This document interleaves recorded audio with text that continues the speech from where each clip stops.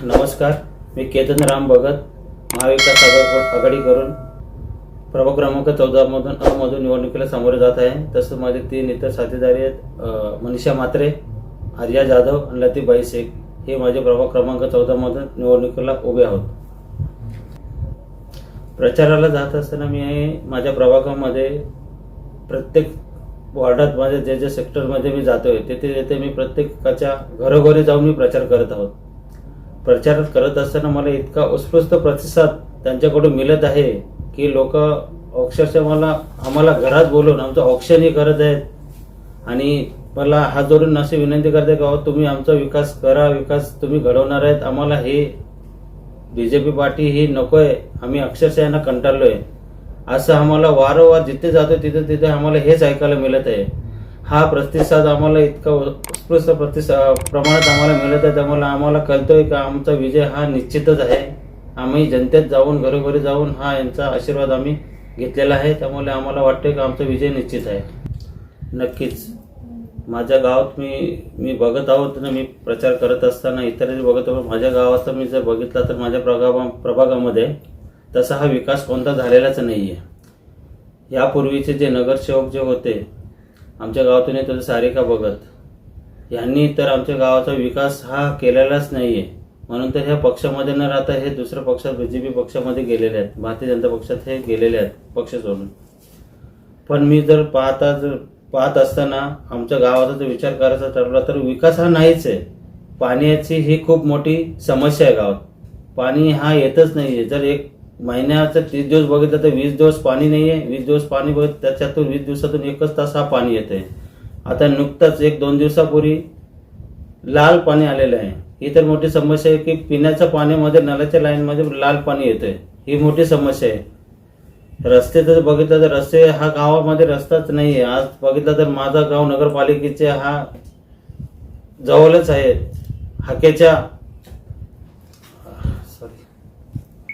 माझा गाव हा महापालिकेच्या हाकेच्या अंतरावर आहे, तरी पण आमची समस्या काही सुटत नाहीये। रस्ता आहे, रस्ते खड्डे आहेत, नाले आहेत, गटारे आहेत, गटारे फुटलेले आहेत, सांडपाणी हा रस्त्यावर येते, ही समस्या अजून काय आमची सुटत नाही। इतकी वर्ष झाली महापालिका आहेत, पहिले नगरपालिका होते, नगरपालिकांनी विकास म्हणजे हा केलाच नाहीये, झालाच नाहीये। यापूर्वी नगरसेवक होऊन गेलेले आहेत। शौचालयाची समस्या आहे, शौचालय आहे पण शौचालयात पाणी नाहीये। आज गावामध्ये माझी लोकसंख्या पाहता घरोघरी बाथरूम तर आहेतच, पण जे भाडोत्री वर्ग आहे त्यांना शौचालयासाठी बाहेर जावं लागते, पण शौचालय आहेत पण त्याच्यात पाणी नाहीये। ही एक मोठी गंभीर समस्या आहे। त्याच्यामधून पसरणारी दुर्गंधी हा खूप मोठ्या प्रमाणात हा माझ्या विभागामध्ये हा प्रॉब्लेम आहे। तर हा सोडवण्याचा काम मी प्रत्यक्षात या माझ्या प्रभागामध्ये करणार आहे। हे जे विकासाचे मुद्दे घेऊन मी या निवडणुकीला सामोरे जात आहे आणि हे विकासाला सामोरे जात असताना मायबाप जनतेला एकच मी विनंती करतोय का विकासासाठी मला तुमची सेवा करण्यासाठी एक संधी द्या आणि ते नक्कीच मी विकास करण्यासाठी हे माझं काम मी पूर्ण करणार आहे।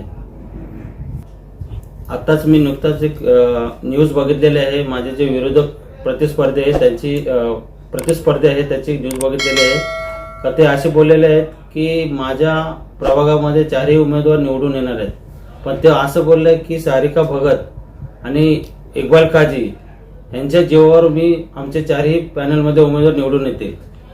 जर जो असं बोलत असेल तर मला असं वाटतंय की सतीश पाटील हा स्वतःच्या जीवावर नाहीये तर दुसऱ्याच्या जीवावर हा निवडून येणार आहे।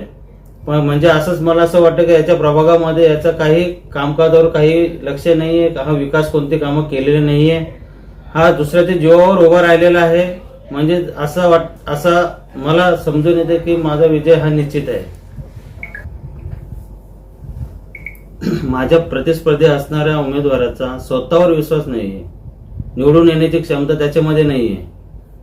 तो दुसऱ्याच्या जीवावर निवडून येते असं सांगत असेल तर तो विकास काम कसे करेल? तो जो आता हा निवडणुकीला उभा आहे तो आमदाराच्या जीवावर उभा आहे। आमदारांनी त्याला दिलेली संधी आहे, एखाद्याचा त्याग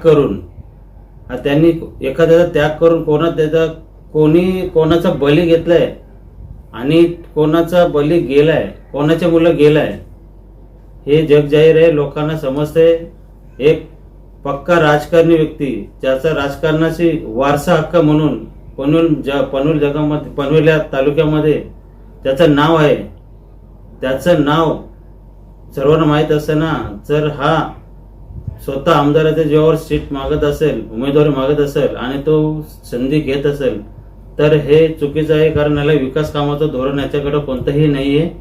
तर ते निवडून येण्याची क्षमता त्याच्यामध्ये नाही आहे, म्हणून तो असं बोलतोय लोकांच्या पुढे का सारिका भगत आणि इक्बाल काजी यांच्या जीवावर आमचे 4 उमेदवार येणार आहेत. पण मला असंही म्हणायचं आहे की सारिका भगत ही लास्ट टाइम नगरसेविका होती, त्यांनी 5 वर्षामध्ये काय विकास कामं केली हे आमच्या गावातील लोकांनाही माहिती आहे. आमच्या गावातील लोक सारिका भगत जेव्हा प्रचाराला येते ना, अक्षरशः त्यांना सांगते की बाई तू आमच्या गावात येऊ नको, तुम्ही कोणतीही आमची कामं केलेली नाहीये. म्हणजे जर सारिका भगतच्या जीवावर जर हा बोलत असेल की निवडून येणार आहेत, तर ती स्वतः आमच्या गावातून तिला कोणी विचारत नाही, ती निवडून येण्याची क्षमता तिच्यामध्ये पण नाहीये, तिला कोण निवडून देणारही नाहीये.